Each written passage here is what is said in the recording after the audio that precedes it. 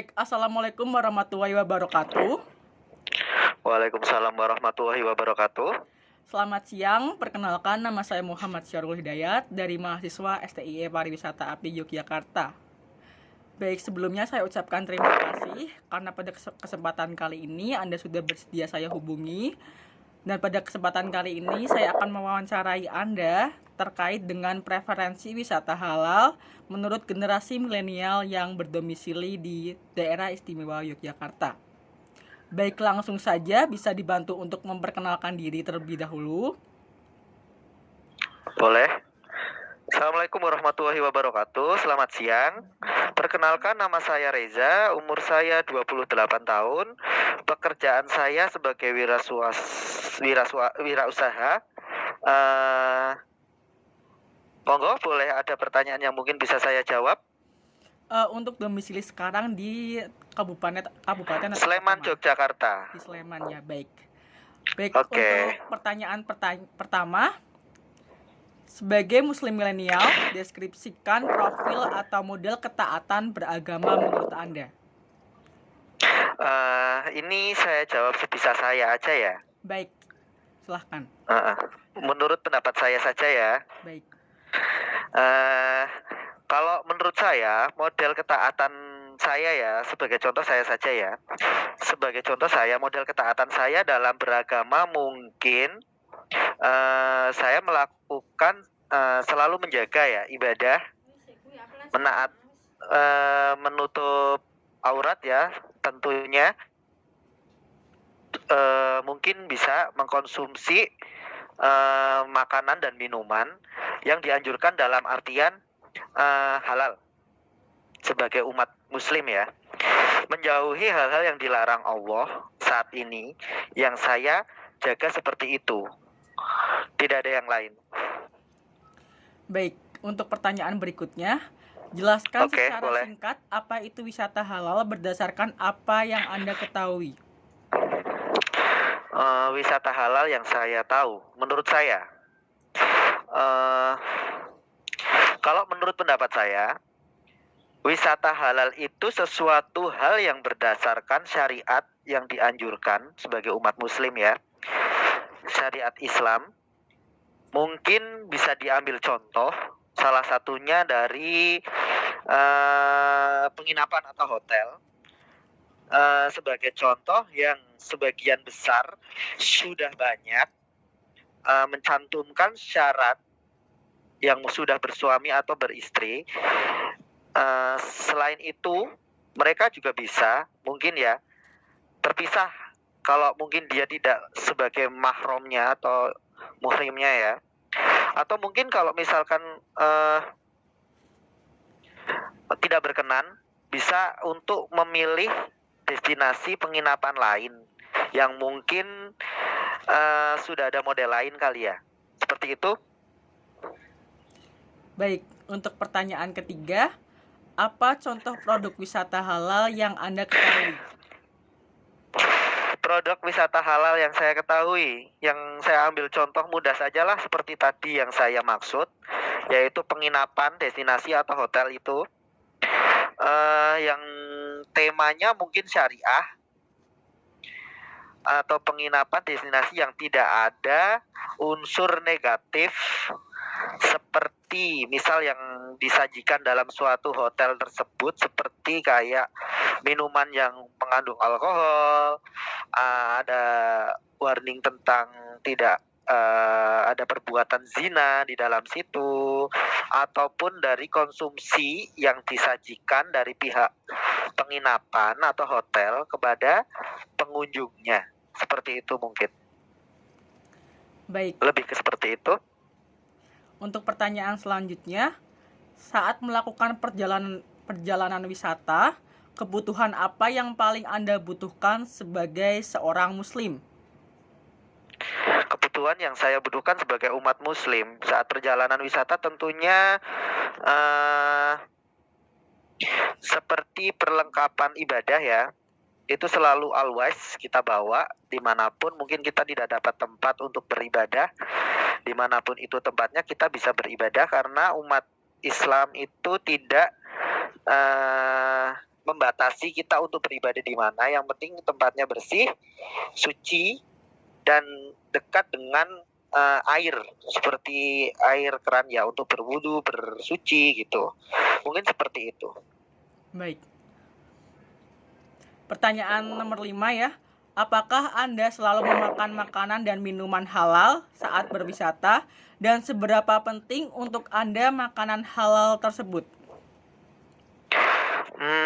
Makanan halal saat berwisata itu ya sangat penting menurut saya. Tidak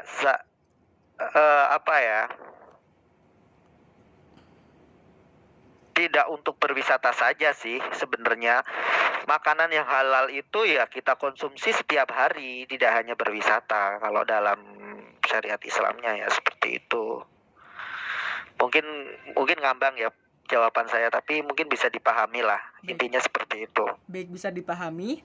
Untuk pertanyaan selanjutnya, bagaimana Anda memastikan produk yang Anda konsumsi saat berwisata adalah produk halal, dan sejauh mana Anda peduli tentang halal atau haram dalam makanan dan minuman tersebut?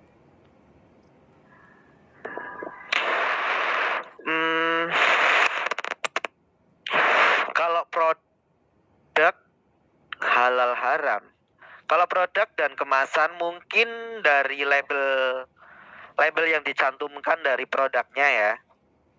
Seperti kalau makanan yang dijual di pinggir jalan mungkin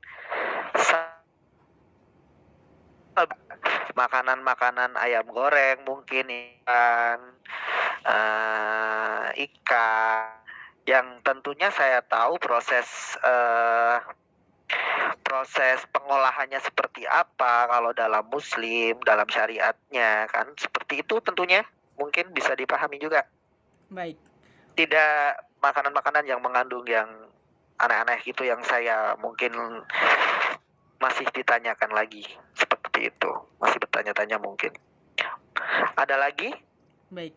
Selanjutnya, apakah Anda selalu membutuhkan tempat sholat saat berwisata, dan tempat sholat di tempat wisata yang nyaman menurut Anda itu seperti apa? Itu kayak pertanyaan sebelumnya ya, yang tadi ya, yang kayak nomor 4 mungkin ya. Kalau seperti itu mungkin untuk tempat ibadah itu kondisional sih, yang tadi saya sebutkan. Kalau misal kita nggak dapat tempat mungkin jauh dari tempat ibadah seperti musola ataupun masjid yang terdekat, mungkin kita bisa di emperan atau di mana ngikut apa gitu yang mungkin terdekat dengan tempat bersucinya. Kalau itu mungkin kondisional ya. Kalau dibilang butuh, emang ya butuh, tapi kalau nggak ada ya gimana lagi kan. Kalau ada ya saya bisa beribadah di tempat yang dirasa suci, kalau ataupun nyaman, bisa diartikan seperti itu. Balik ke diri kita masing-masing sih. Kalau misal kita kurang yakin ya mungkin bisa mencari tempat ibadah terdekat. Seperti itu. Baik. Selanjutnya untuk 2 pertanyaan terakhir. Mohon maaf, untuk 3 pertanyaan terakhir ya. Apakah Anda selalu menutup aurat saat berwisata, dan mengapa Anda memilih untuk menutup atau membuka aurat saat berwisata? Kalau berwisata saya lebih memilih berpakaian yang sopan ya menurut syariat Islam.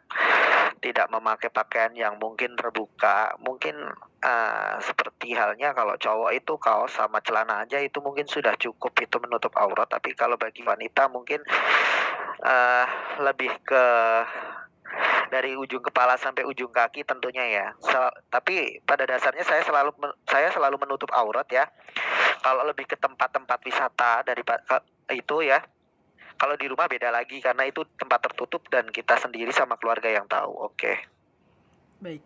Pertanyaan selanjutnya, deskripsikan kebahagiaan yang biasa Anda ingin dapatkan saat berwisata, dan apa yang Anda lakukan untuk meraih kebahagiaan tersebut saat berwisata. Kebahagiaan saat berwisata. Ya, kita selalu bersyukur aja setiap saat kita sudah bisa berwisata kemanapun yang kita mau ya. Walau mungkin itu berwisata dengan jalan kaki keluar rumah sendiri, bisa dikatakan sama teman atau sama keluarga, itu lebih spesifik, lebih bersyukur ya.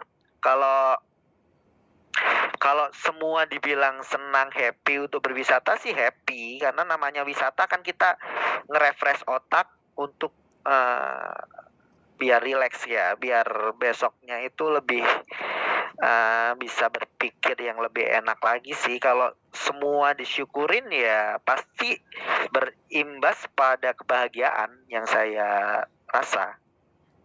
Baik. Selanjutnya untuk pertanyaan terakhir, menurut Anda, apakah pengalaman keagamaan sehari-hari seseorang mempengaruhi minat dan dalam memilih produk wisata halal? Kurang jelas, mohon diulangi pertanyaannya. Baik, saya ulangi untuk pertanyaannya. Menurut Anda, apakah pengalaman keagamaan sehari-hari seseorang mempengaruhi minat memilih produk wisata halal? Sangat berpengaruh ya. Biasanya orang yang spiritualnya itu baik, ambil contohnya ya, orang yang mempunyai jiwa spiritual yang baik, mereka mereka biasanya orang yang punya spiritual baik itu pasti datang ke tempat-tempat yang mengandung wisata Islami, kayak wisata bisa diambil contoh seperti wisata ziarah, mungkin ziarah makam ya, wisata Islami dan sebagainya mungkin, dan tidak ke tempat-tempat yang mungkin dituju bertentangan kepada apa yang kita rasa, dalam artian mungkin kita ke tempat yang mungkin nggak baik, dalam artian mungkin ya seperti itulah. Intinya bertentangan seperti yang kita maksud itu tidak dianjurkan untuk ke situ. Seperti itu. Baik. Pertanyaan tadi adalah pertanyaan terakhir. Untuk semua pertanyaan sudah saya ajukan, dan wawancara kita pada hari ini sudah cukup. Saya rasa sudah cukup. Sebelumnya saya ucapkan lagi terima kasih atas waktu, informasi, dan jawabannya. Sangat bermanfaat bagi saya. Semoga hubungan kita dapat berlanjut dan dapat menjalin tali silaturahim lebih dari ini. Apakah ada yang ingin disampaikan lagi? Tidak, mungkin jawaban yang saya lontarkan mungkin kalau misal kurang ataupun tidak tepat, mungkin bisa diartikan atau dimaksudkan sendiri biar mungkin bisa paham dan jelas, mungkin seperti itu. Baik, terima kasih untuk wawancaranya, saya cukupkan sampai di sini. Selamat beraktivitas kembali. Selamat siang. Wassalamualaikum warahmatullahi wabarakatuh. Waalaikumsalam warahmatullahi wabarakatuh.